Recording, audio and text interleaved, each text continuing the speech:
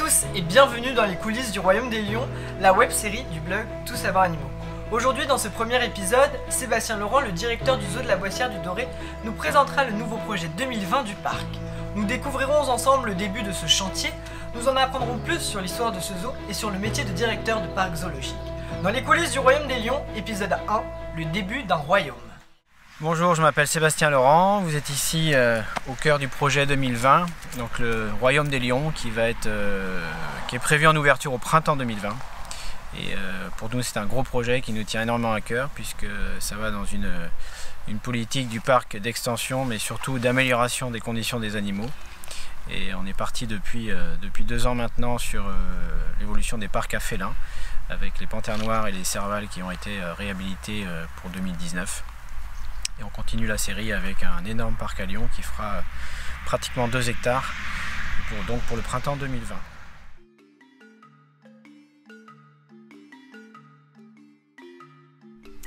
Donc là, a priori, on part sur un groupe familial d'un mâle et 3 femelles minimum, et j'espère un mâle et 4 femelles. Pour l'instant, les animaux ne sont pas entièrement décidés.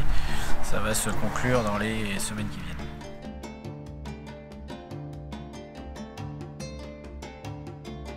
Donc là on est parti sur un projet initialement qui était prévu pour des lions d'Afrique de l'Ouest, qui n'est pas validé à 100% puisqu'en fait il y a très peu de lions génétiquement testés purs Afrique de l'Ouest en Europe aujourd'hui. Les parcs testent de plus en plus leurs lions pour déterminer les sous-espèces, même si aujourd'hui il y a un grand débat sur toutes les espèces de lions puisqu'on parle plutôt de lions d'Afrique du Nord et lions d'Afrique du Sud.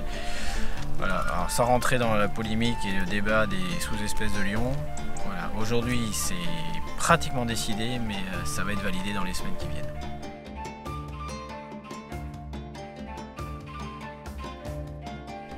Donc là on fait une maison qui fera 120 mètres carrés, un bon 120 mètres carrés, avec une dizaine de loges à l'intérieur.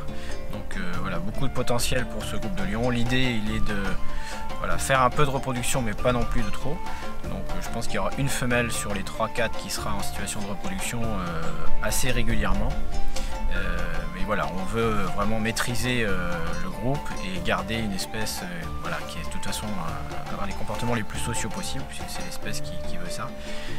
D'où le grand parc, d'où la grande maison et beaucoup de loges à l'intérieur.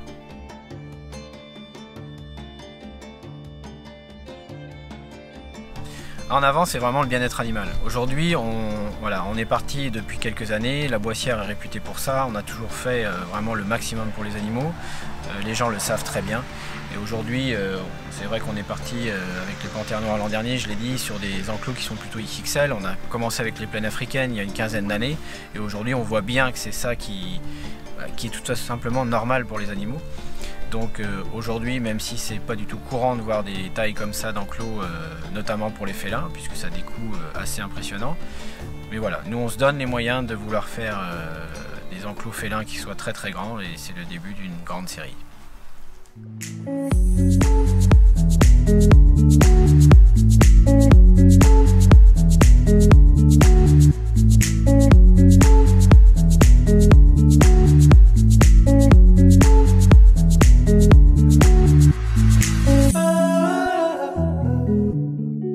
Du chantier, le terrassement de l'enclos a été réalisé.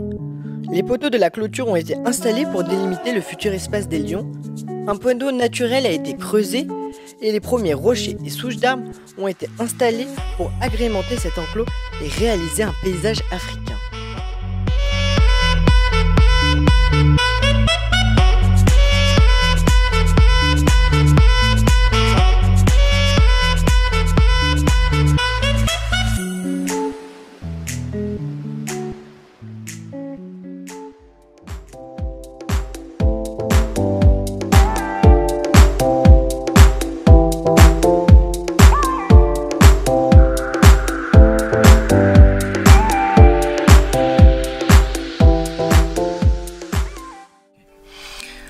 Alors, le parc de la Boissière du Doré a ouvert ses portes le 1er juillet 84 avec à l'époque une 60aine d'animaux sur 3 hectares à l'initiative de mes parents. C'était implanté dans une petite châtaigneraie donc de 3 hectares qui était uniquement des terres agricoles. Et puis de fil en aiguille, Des différents animaux de tous les continents sont arrivés, notamment en 85 l'arrivée de 2 couples de primates, des macaques rhésus et des patas à l'époque, et très vite les pieds dans l'engrenage, on va dire, ont fait que des gros animaux sont arrivés à la demande des visiteurs, puisque les gens étaient ravis d'avoir ce genre d'établissement par ici. Et puis les animaux marquants qui sont arrivés ont surtout été les girafes à l'automne 87. Et puis après des animaux aussi très importants, et une date qui est pour nous très importante, c'est le 21 mars 89, avec l'arrivée de Major et Manis, notre premier couple d'orang-outans, qui venait du zoo de Duisbourg en Allemagne, et qui a été d'autant plus historique puisque le premier bébé orang-outan est né en France chez nous, avec donc c'était une femelle, Flora. Premier bébé orang-outan élevé par sa mère, et aussi premier bébé orang-outan femelle.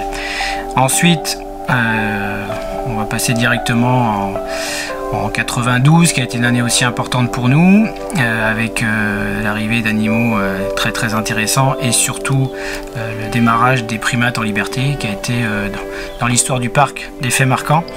Les saïmiriens en liberté, les lémuriens en liberté, les magos en liberté, qui était vraiment un nouveau concept où les visiteurs pouvaient se promener parmi les animaux en semi-liberté.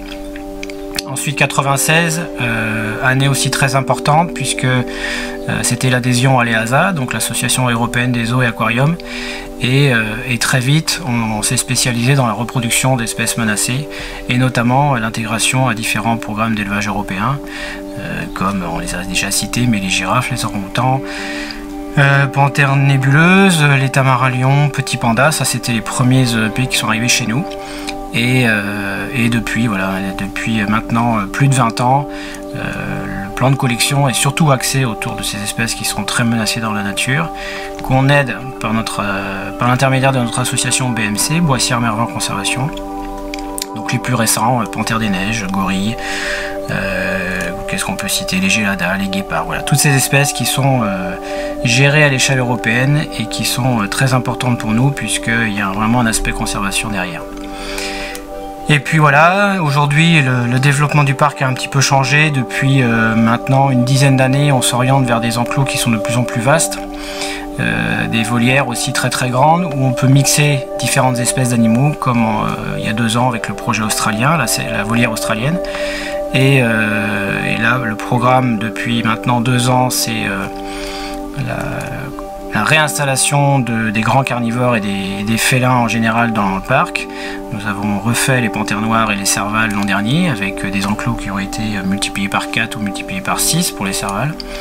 Et plus récemment, et on va continuer dans cette voie, avec l'immense enclos des lions qu'on a appelé le Royaume des lions, et qui va donc s'étendre sur pratiquement 2 hectares.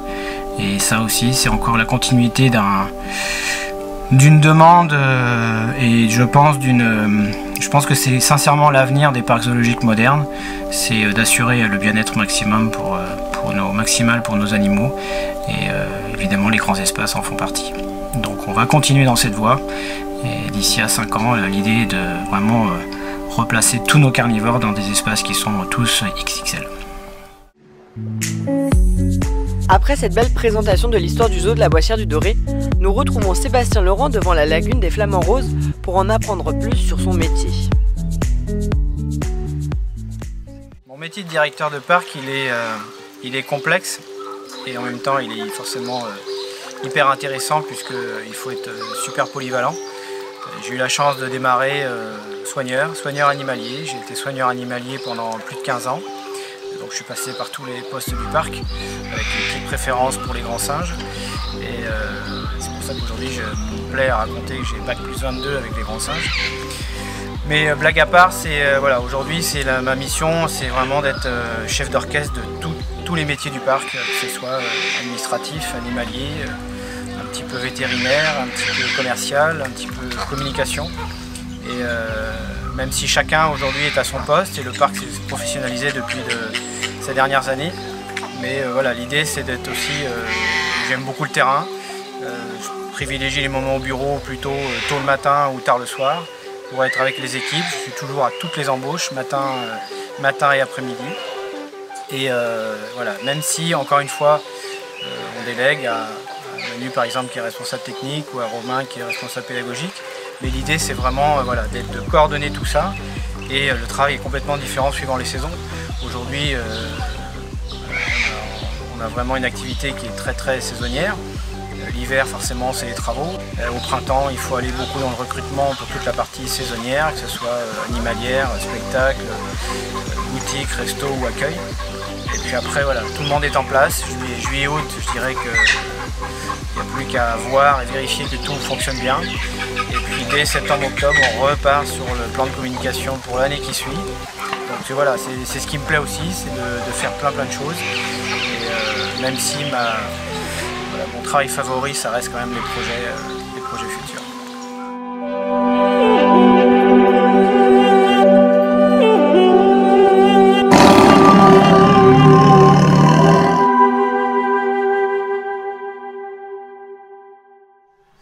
Cet épisode touche à sa fin, merci de nous avoir regardés.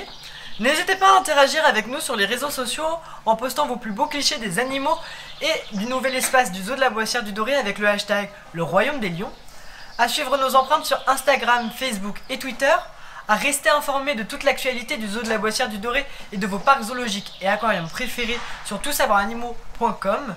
Quant à moi, je vous retrouve vendredi prochain à 18h30 sur YouTube pour découvrir un nouvel épisode de cette web série.